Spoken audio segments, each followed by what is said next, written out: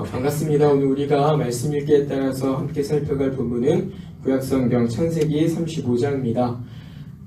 본 장에서는 야곱의 어려움을 방관하지 않으시고 그의 어려움에 대하여 응답하시는 그 하나님의 도우심이 어떠한지 잘 나타나고 있습니다. 특별히 우리가 계속해서 읽어오신 분들은 아시겠지만 지금 현재 야곱이 당한 어려움은 스스로가 해결할 수 있는 그런 어려움이 아닌 겁니다.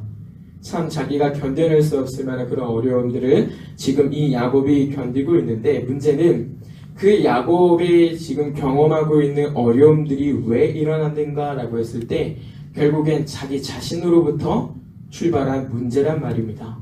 야곱 자신으로부터, 그리고 그의 아들들로부터 야기된 문제들인데, 하나님께서는 그조차 그들이 만들어낸 문제로 인하여 그들이 어려움을 당하고 있는 그 순간에도 그들의 문제임에도 불구하고 그들을 내버려 두시는 게 아니라 그들을 긍휼히 여기셔서 그에게 하나님의 은혜를 베풀어 주시더라라고 하는 것을 오늘 이 본장에 잘 보여주고 있습니다.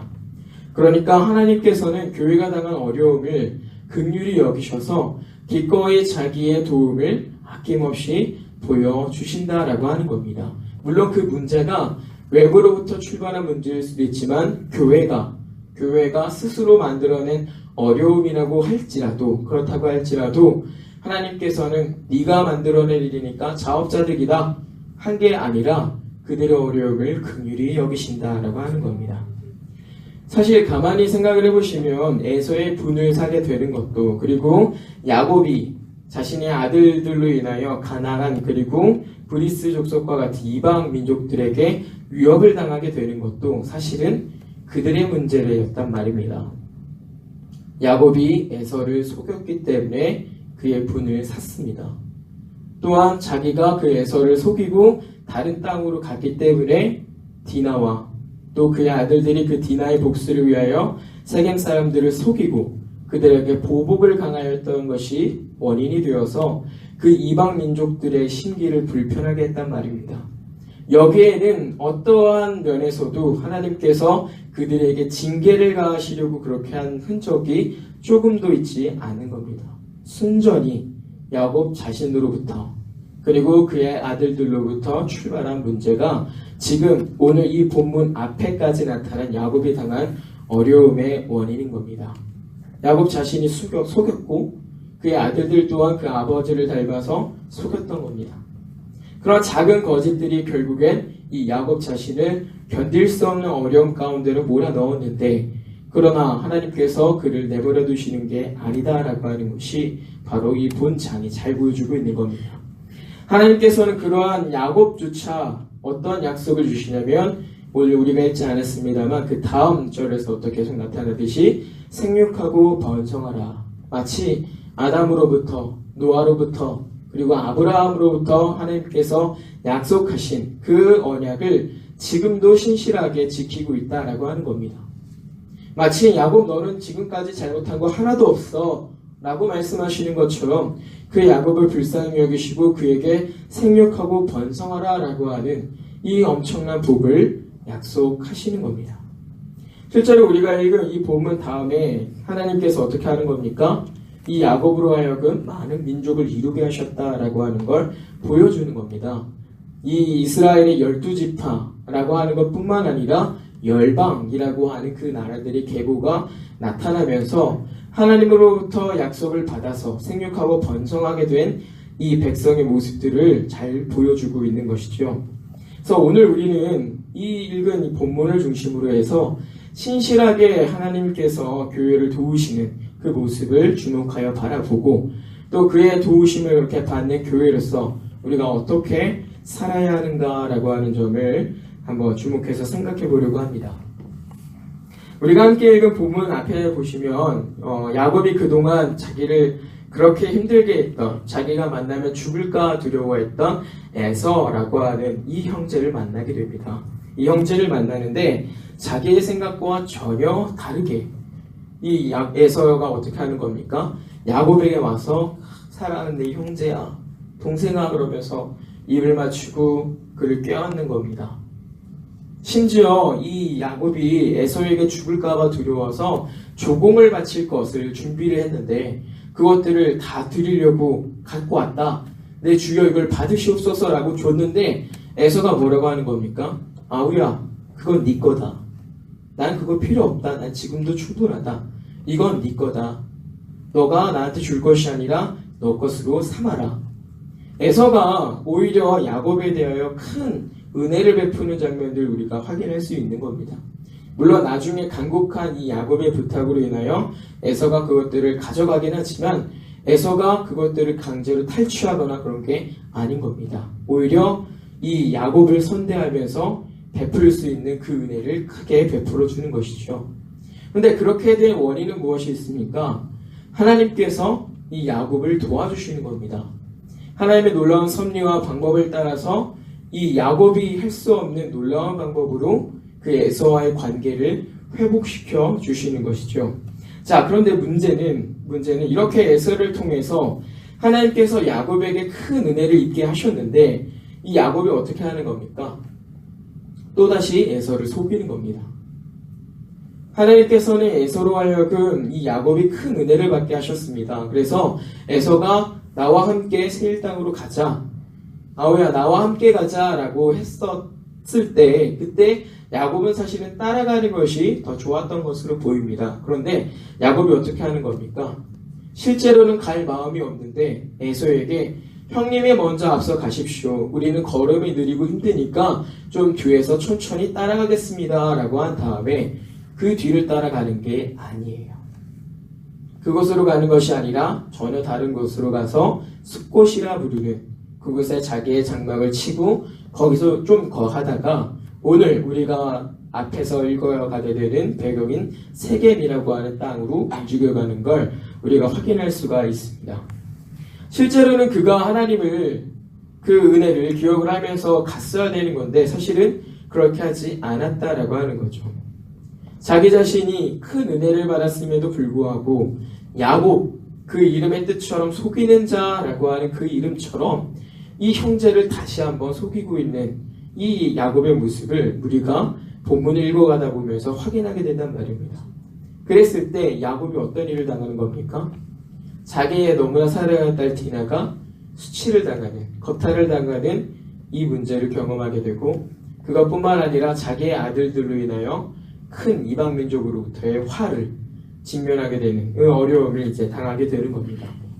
그래서 우리가 이런 면에서 그것이 무엇이 되었건 사소한 것이라도 거짓은 거짓을 부르고 이 거짓은 신앙인에게 대하여 큰 화로 나타난다라고 하는 걸 우리가 교훈받을 수 있는 겁니다. 그러니까 사소한 것이라도 그것이 내가 남에게 피해를 주기 위한 것이 아니었다 할지라도 또 내가 그렇게 말한다고 해서 그 사람이 피해를 입은 건 아니라고 할지라도 그것이 하나님 보시기에 진실하지 않고 그것이 거짓이라고 했을 때 그것은 걷잡을 수 없는 문제로 신앙인에게 돌아온다라고 하는 겁니다. 그래서 우리는 사소한 거짓말이나 사소한 어떤 불편한 그런 것도 숨겨서는 안 되는 겁니다. 가려져서는 안 되는 것입니다. 사소한 것처럼 보이는 그것이 걷잡을 수 없는 문제로 자기에게 돌아올 수 있기 때문입니다. 실제로 이 야곱이라고 하는 이가 자기의 방법들을 계획을 해서 에서를 만나러 가는데 결국엔 자기가 준비한 것이 그대로 다 통한 건 아니었습니다. 하나님께서 하셨기 때문에 그 에서와의 관계가 회복이 된 것인데 그 에서를 만나면서도 불구하고 그걸 깨닫는 게 아니라 여전히 자기의 방법대로 다시 한번 속이고 거짓에 의존하는 자기의 모습을 우리에게 보여주는 것이죠. 신앙인이 살아가다 보면서 자주 오해하고 실수하는 부분이 바로 이러한 부분인 겁니다. 하나님을 의지해야 된다라고 하면서 사실은 둘러대는 어떤 거짓이나 사소한 어떤 잘못들에 더 많은 의존을 하게 되는 것이죠. 순간을 모면하기 위한 것일 수도 있고 또 영원히 감춰져야 되는 나의 치부일 수도 있어서 그것들을 숨기기 위해 다른 사람들이 전혀 모르게 하기 위해서 꽁꽁 감추는 것일 수도 있지만 그러나 그건 결코 신앙인이 택할 방법은 아니다라고 하는 점을 우리가 이런 본문을 통해서 다시 확인하게 되는 겁니다. 그래서 여러분이 신앙생활 하시는 동안 결코 잊어버려서 안 되는 건 역시나 진실한 겁니다. 누군가에게도 진실하셔야 됩니다. 그 진실함으로 인하여 내가 수치를 당할 수 있습니다. 그 진실함으로 인하여 내가 모욕을 당할 수도 있고 내가 어려움에 빠질 수도 있습니다. 그러나 그 진실에서 당하는 수치와 어려움들은 금방 끝이 납니다. 왜? 하나님께서 그를 도우시거든요. 진실한 일을 하나님께서 그냥 그 자리에 방치하시는 것이 아니라 그를 도와주시거든요. 그래서 그 어려움은 금방 끝나는데 거짓을 일관하고 살아가게 되었을 때 해결이 되지 않는 겁니다.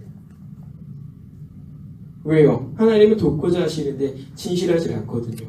순간을 모면했지만 다음에 어떻게 되는 겁니까? 또 같은 문제에 빠지는 겁니다. 그랬을 때 나는 하나님을 의지해서 진실한 방법을 사용하지 않았기 때문에 똑같은 방법으로 거짓을 말하고 숨기고 속이고 그것을 통해서 걷잡을 수 없는 큰 문제를 경험하게 되는 것을 오늘날 교회가 잘 볼 수 있단 말입니다. 그래서 신앙인들은 늘 하나님을 의존할 때 진실하셔야 되는 겁니다. 진실한 것. 그것이 하나님 앞에 택할 성도들의 모습이고 하나님을 의지한다라고 했을 때 신앙인의 자세라고 하는 점을 우리가 이러한 부분을 통해서 다시 한번 확인할 수 있는 겁니다. 오늘날 교회를 보십시오. 진실하지 못하기 때문에 당한 어려움들이 생각보다 많이 있는 겁니다. 큰 교회 어떤 목사님들이 이제 헌금이나 이런 부분들, 횡령하는 문제들, 아니면 불법적으로 어떤 교회 일들을 함부로 처리하는 문제들, 이런 것들이 왜 나오는 겁니까? 그냥 감춰진 거예요. 진실하지 못하게. 그런데 이것들이 처음부터 그렇게 큰 것이었을까요? 아니에요. 큰 금액이 아니었단 말이죠, 처음에. 얼마. 이것들이 커져서 감당할 수 없을 정도로 부풀려지는 겁니다. 사소한 작은 거짓말이었을지 모릅니다. 시작은. 그러나 이것들이 눈덩이처럼 불어나서 오늘날 이 교회를 참으로 어렵게 하고 있구나라고 하는 걸 우리가 현실을 보면서도 깨닫게 되는 것이죠. 자, 그렇게 어려움을 당하고 있는 이 야곱인데 오늘 이 본문에서는 그 야곱을 이제 하나님이 도와주시더라라고 하는 겁니다. 하나님이 얼마나 자비로우신지, 하나님이 얼마나 긍휼하신지 우리가 다시 확인할 수 있는 부분입니다. 야곱이 잘해서, 야곱이 하나님 앞에 회개해서 하나님이 도와주시는 게 아닙니다. 그는 여전히 잘못을 하고 있고 여전히 하나님 앞에 조금 부족한 모습을 가지고 있지만 그럼에도 불구하고 하나님이 그를 도와주시는 거죠. 왜? 자기가 사랑하는 교회니까. 교회는 이러한 부분들에서 위로를 받아야 되는 겁니다. 세상을 살아가다가 마음이 어렵고 슬프고 힘들 때 다른 것으로부터 위로를 받는 게 아니라 하나님이 나의 주인 되시는구나, 하나님이 나를 돌보시는구나, 하나님이 나의 아버지시구나 라고 하는 그 사실, 그거 하나만으로 충분히 위로를 받을 수 있단 말입니다. 자, 근데 주목할 것은 뭡니까? 하나님께서 그가 당한 어려움 그 순간에 즉시 그를 도와주시는 게 아니라는 점입니다. 하나님의 능력이 없으셔서 야곱이 그 딸이 수치를 당하고 그 아들들이 그렇게 속여서 그 세겜 사람들을 죽이고 그렇게 해서 이방 민족들의 화를 자극할 때까지 내버려 두신 걸까요? 그걸 막지 못해서 하나님이 그렇게 내버려 두신 것입니까? 아닙니다. 아니에요. 우리는 그러한 사실을 주목해서 볼 필요가 있단 말입니다. 성경의 많은 부분에서 우리가 쉽게 받아들이지 못하는 것이 바로 이러한 부분입니다. 대표적으로 신약성경 가운데서는 뭡니까? 사도 바울.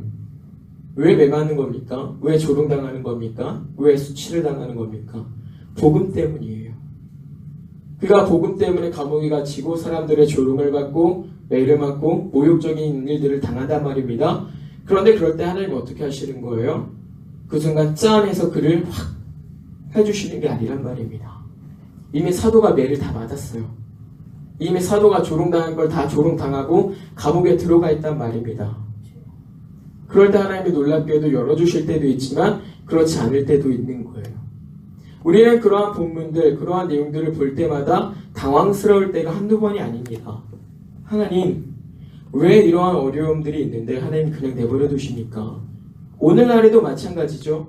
하나님, 왜 우리의 어려움들을 왜 이렇게 지켜보고만 계십니까? 이러한 어려움, 마음들이 들면서 어떻게 하는 겁니까? 하나님께서 즉시 우리를 도와주시기를 기대하는 모습도 있고 또 한편으로는 그러한 하나님의 능력을 의심하면서 심하면 그 하나님을 저주하면서 그렇게 하나님을 떠나가는 사람들도 있는 겁니다. 당신이 그렇게 능력 있는 하나님이 맞습니까? 근데 왜 내가 망해야만 했습니까? 당신이 그렇게 능력 있는 하나님 맞습니까? 근데 왜 내가 이렇게 아파야만 합니까? 당신이 그렇게 능력 있는 하나님 맞습니까? 근데 왜 나의 사랑하는 사람들이 이렇게 죽어야 하는 것입니까? 이런 질문들을 하면서 끊임없이 하나님 앞에 도전하거나 그의 능력을 의심하는 문제들이 발생합니다. 믿지 않는 사람들에게서 보이는 문제가 아니라 믿는 사람들에게서 보이는 문제입니다. 그럴 때 성경은 침착해라 라고 하는 걸 가르쳐 주는 겁니다. 자, 보아라. 우리가 둔하고 우리가 능력이 없어서 그 하나님의 놀라운 계획과 때를 알지 못하는 것일 뿐, 우리의 마음이 조급해지고 우리 마음이 다급해져서 그 하나님을 체근하려고 하기 때문에 그 하나님의 놀라운 능력을 제대로 보지 못한 것일 뿐, 하나님은 지금도 틀림없이 교회를 위하여 일하고 계신다. 그의 전능하신 능력은 여전히 이 교회를 향하여 있다라고 하는 점을 가르쳐주는 겁니다. 그래서 실제로 사도 바울이 많은 어려움을 당하고 고난을 당하고 고초를 당했지만 그 결과가 무엇입니까? 복음. 이 복음이 남았단 말이죠. 죄인을 회개하게 하고 구원받게 하는 이 능력이, 이 말씀이 교회에 남았단 말입니다. 그리고 그 말씀이 여전히 오늘 우리에게도 생생하게 역사하고 있는 것이고, 오늘 우리가 읽어가게 된 이 본문 야곱 역시도 그 하나님을 보면서 믿음의 조상으로서의 삶을 살아가게 된단 말입니다. 믿는 사람들이 놓쳐서 안 되는 부분이 이런 점입니다. 침착하고 기다릴 줄 알아야 합니다. 늘 하나님의 때가 우리의 때보다 더 좋다는 사실을 인정해야 됩니다. 우리는 지금 즉시라고 요구하지만 하나님은 그렇지 않아 라고 말씀하실 때가 있고, 우리는 나중에 라고 하지만 하나님은 지금 즉시라고 하실 때가 있는 겁니다. 그건 우리가 무능력하고 우리가 지혜가 없고 우리가 하나님처럼 능력이 있는 자들이 아니기 때문에 발생하는 간격일 뿐, 하나님의 능력은 조금 더 상함이 없다라고 하는 점을 우리가 이런 본문으로 확인하게 되는 겁니다. 그래서 우리가 이러한 말씀을 대하면서 결국엔 성도들에게 있어서 가장 중요한 문제는 어떤 문제, 어떤 사건이 해결되는 게 아니라 그 안에서 하나님과의 관계가 어떻게 되는가라고 하는 것이 더 중요하다는 걸 다시 확인하게 된단 말입니다. 우리의 인생은 말이죠, 어떤 문제를 만나게 되면 그 문제 해결에 급급할 때가 많습니다. 기도를 시작하는 이유도 문제가 해결되기를 위해서예요. 문제가 발생했으니까 하나님 앞에 그 전에 안 하던 기도를 시작합니다. 그리고 문제가 해결됐어요. 그리고 어떻게 되는 겁니까? 또 나가는 거예요. 또 기도하지 않는 거예요. 왜? 문제가 해결됐으니까요. 그러다가 또 문제가 시작이 됩니다. 어떻게 하는 겁니까? 이번에는 더 강하게 좀 해보겠다고 온갖 것들을 다, 정성이란 정성을 다 들여서 해보겠다고, 하나님이 반드시 이 기도를 들어주셔야만 한다고 그렇게 태도를 취하고 나와서 가까스로 그 문제 해결을 받으면 어떻게 하는 겁니까? 다시 나가는 거예요. 그러다가 그 문제 해결이 안 되면 어떻게 되는 겁니까? 아까 말씀드린 것처럼 하나님을 원망하고 하나님의 능력을 의심하고 아예 하나님의 등지는 삶을 살아갈 때가 많이 있단 말입니다. 그런데 중요한 건 문제 해결이 아니라 그 안에서 하나님과 내가 어떤 관계를 맺어서 어떤 관계로 살아가느냐라고 하는 것이 더 중요하다라고 하는 걸 우리가 오늘 이 본문에서 확인한단 말입니다. 보십시오. 야곱에게 있어서 필요한 건 문제 해결이었을지 모릅니다. 이방 민족들이 자기를 어렵게 하고 자기를 두렵게 하고 그렇게 힘들게 할 때 하나님께서 그 문제를 해결해 주셨으면 좋겠다라는 마음을 가졌을지 모릅니다. 그런데 하나님이 이 야곱에게 어떤 걸 요구하시는 겁니까? 정결하게 하라. 정결하게 하라. 너는 베델로 가서 정결하게 하고 거기서 제단을 쌓아라. 나를 예배해라. 라고 하는 걸 요구하시는 겁니다. 무엇입니까? 문제 속에서 그 문제 해결을 말씀하시는 것이 아니라 오히려 너와의 관계를 다시 한번 확인하자. 이걸 요구하신단 말입니다. 왜 이 말씀을 하시는 걸까요? 이 야곱으로 치자면 야곱이 사실은 그 이전에 베델에서 하나님 앞에 서원했던 게 있습니다. 하나님이 나를 먹이시고 입히시고 재우시고 그렇게 인도하시다가 다시 이 자리에 오면 하나님이 나의 하나님인 줄 내가 알겠습니다. 그리고 내가 하나님 앞에 11조를 바치겠습니다. 라고 고백하는 장면이 이 창세기 앞에 나와 있습니다. 그런데 그러한 약속은 뒤로 하고 야곱이 어떻게 살았던 거예요? 그냥 속이고 또 속이고 또 이런 모양과 저런 모양으로 살았단 말이에요. 하나님 앞에 약속했던 것, 하나님과의 관계라고 하는 것은 생각하지도 않고 그냥 그렇게 자기의 방법과 계획들을 따라서 열심히 살았단 말입니다. 그랬을 때 자기가 당한 이 어려움 가운데서 하나님이 우리에게 말씀하시는 건, 야곱에게 말씀하시는 건 하나님과 우리의 관계, 하나님과 너와의 관계의 문제다라고 하는 걸 알려주시는 겁니다. 그래서 사실은 성도들을 믿는 사람들은 어떤 문제가 발생했을 때 그 문제 해결에 매달리는 것보다 하나님과 지금 나의 관계가 바로 설정이 되어 있는가? 하나님, 저는 하나님을 하나님으로 믿고 살아가고 있는데 혹시라도 내가 하나님을 숨기는 것이 아닌 그런 모습이 있었습니까? 나는 하나님의 백성으로 산다고 살았는데 혹시 그렇지 않았던 건 아닙니까? 라는 질문과 함께 하나님과 나의 관계를 깊이 있게 생각해 봐야 된다는 말입니다. 그랬을 때 오늘 이 본문에서 뭡니까? 하나님께서 나는 너의 하나님이야 라고 말씀하시는 겁니다. 야곱아, 나는 너의 하나님이야. 너는 내 백성이야. 너는 내게 예배해야 해. 너는 나의 백성으로 살아야 해. 라고 하는 것들을 말씀하시는 것이죠. 그럴 때 우리가 어떤 문제 속에서 그 답답함을 이겨낼 수 있는 겁니다. 하나님과 나의 관계 속에서 내가 하나님을 잘 섬기고 있어요. 그러면 견딜 수 있는 겁니다. 어떤 걸 견뎌요? 하나님께서 특별한 방법으로 이 인생을 교육하시는 이 참 인생의 교육의 현장을 잘 배워서 견뎌낼 수 있단 말입니다. 근데 그렇지 않으면요, 하나님께서 특별한 방법으로 교육하시는데 그 자리를 박차고 떠나는 겁니다. 나는 이런 거 안 배울래요. 나 이거 못 견디겠어요. 라고 도망치는 것이죠. 이스라엘의 징계 70년은 하나님께서 그 백성을 교종하시고 그 백성을 교육하시는 특별한 교육의 현장이었습니다. 하나님과 그 백성 사이에 어떤 일이 있어야 하고 하나님과 그 백성으로서 어떻게 살아야 하는지를 교육하고 가르쳐주기 위해 필요한 특별한 70년이었습니다. 그 안에서 잘 배우고 견뎌낸 그 백성이 하나님의 백성으로서 남아 살아가는 거예요. 그렇지 않은 자들이 하나님의 백성이라는 이름을 버리고 그 자리를 박차고 떠난단 말입니다. 우리가 이러한 부분에서 충분히 경고받을 수 있는 것은 우리가 진정으로 하나님과의 관계를 먼저 생각하지 않으면 어떤 문제의 해결은 사실은 우리에게 큰 유익이 되지 않는다라고 하는 겁니다. 어떤 문제를 통해서 그게 해결이 되고 하나님이 나를 이렇게 도와주셨구나, 하나님이 나의 하나님이시는구나 라고 하는 걸 알게 되면 굳이 문제가 있지 않더라도 하나님을 찾게 되어 있어요. 감사하니까요.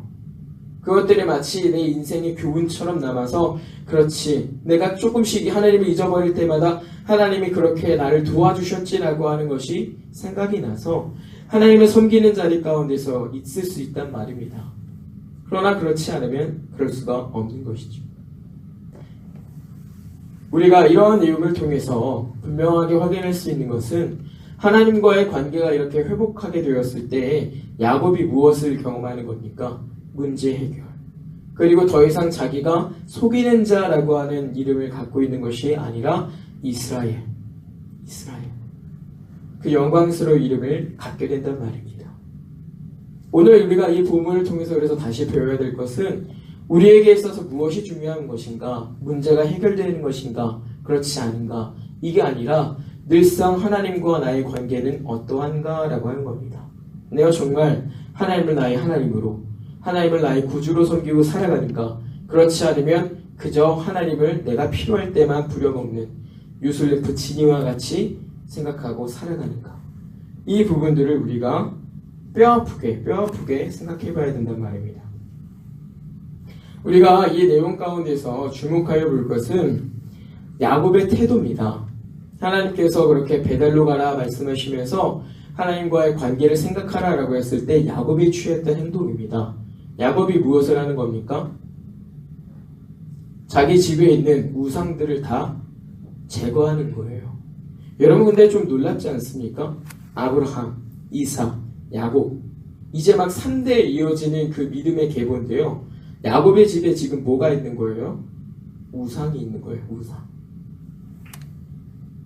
하나님의 인도하심을 받기 위하여 야곱이 했던 태도는 야곱이 취했던 태도는 정결하게 하는 건데 말로만 정결하게 하는 게 아니라 자기 집에 있는 우상이라고 하는 것들을 완전하게 제거함으로써 하나님의 말씀을 따라갈 준비를 한단 말입니다.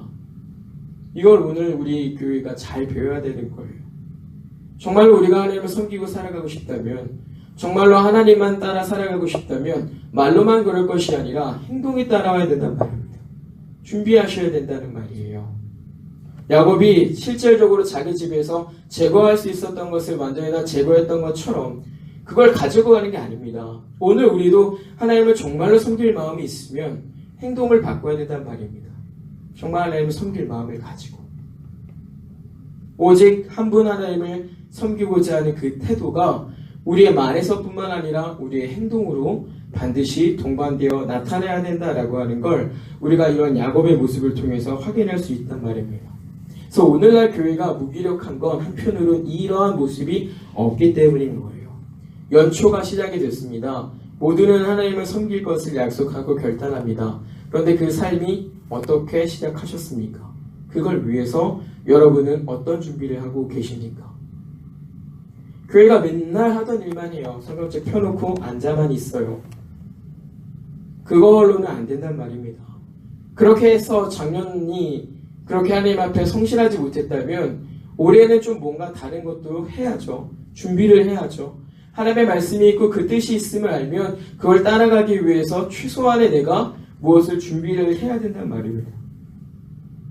하다못해 하나님의 말씀을 따르기 위해서 설교 노트를 준비한다든가 기억하기 위해서 그것들을 기록을 하고 한다든가 기도 시간을 확보한다든가 평소에 안 하던 새벽 예배를 한번 시작해 본다든가 아니면 공예배 참석을 위해서 일부러 수요일과 금요일 다른 날에 시간을 비워둔다든가 주일을 준비하기 위해서 토요일에 약속을 잡지 않는다든가 이런 구체적이고 실천 가능한 최소한의 노력들이 같이 동반이 되어 하나님을 섬기겠습니다 라고 하는 것들이 우리 안에 나타나야 우리가 정말 하나님을 진실하게 따라갈 수 있단 말입니다. 그렇지 않으면 말로 끝날 가능성이 매우 큰 겁니다. 우상 숭배자들이 그 우상들을 왜 다 내다버린 줄 아십니까? 그게 자기의 집에 있으면 다시 그에 빠질 거기 때문이에요. 그 중에 하나라도 갖고 다른 땅으로 가면 그게 다시 퍼져간다니까요. 여러분 이스라엘 백성 가운데 아세라 묵상 그리고 어떤 그런 우상의 형상들이 처음부터 그렇게 많이 있었던 건 아닙니다. 하나 있었던 게 둘이 되고 둘이 있었던 게 수천 개가 되고 수천 개가 있었던 게 수만이 되는 거예요. 그래서 다 갖다 버리는 겁니다. 오늘 우리가 이런 말씀을 통해서 직면한 문제 해결보다 우리 자신이 하나님 앞에 어떻게 행동할 것인가, 하나님의 말씀을 따라서 우리가 어떻게 살 것인가, 내가 다른 사람 아닙니다. 각자 스스로가 하나님 앞에 신실하게 바꿔갈 수 있는 행동들은 무엇인가, 이런 것들을 고민하고 실질적으로 그것들을 실천해야 된단 말입니다. 거창하게 막 어마어마한 약속들을 하는 게 아니라 구체적이되 실천 가능한, 아까도 말씀드렸던 것처럼 새벽 예배를 한다든가 기도 시간을 확보한다든가 예배 시간 전에 한 20분이나 10분 전에 먼저 와서 기도하면서 그날 본문을 읽어보면서 하나님의 말씀을 들을 준비를 한다든가 이런 준비들, 최소한의 행동들, 이런 것들이 같이 동반이 되어서 하나님을 진실하게 예배할 마음을 행동으로도 드러내게 되어야 된다는 걸 우리가 이런 말씀을 통해서 교훈을 받는 겁니다. 사랑하는 성도님들, 2019년이 시작했습니다. 이제 2주를 지나가고 있습니다. 아직 만약에 여러분이 어떤 구체적인 행동의 변화를 결단하지 못하셨다면 생각해 보시길 바랍니다. 내가 올 한 해 주님을 섬겨가기 위하여 어떻게 해야 되는가? 지금 내가 실천할 수 있고 바꿀 수 있는 건 무엇이겠는가? 한번 적어보세요. 적어보시고 그 중에 몇 가지라도 준비하시고 그렇게 신실하게 살아가시면 분명하게 오늘 이 말씀을 우리에게 약속하는 것처럼 하나님은 자기 백성을 긍휼히 여기셔서 도와주실 것이고 우리가 그토록 원하는 하나님을 온전히 섬길 수 있는 삶을 우리에게 허락하시고 또 붙들어 주실 것입니다. 이러한 은혜로 살아가는 저와 여러분이 되기를 주님의 이름으로 부탁을 드립니다.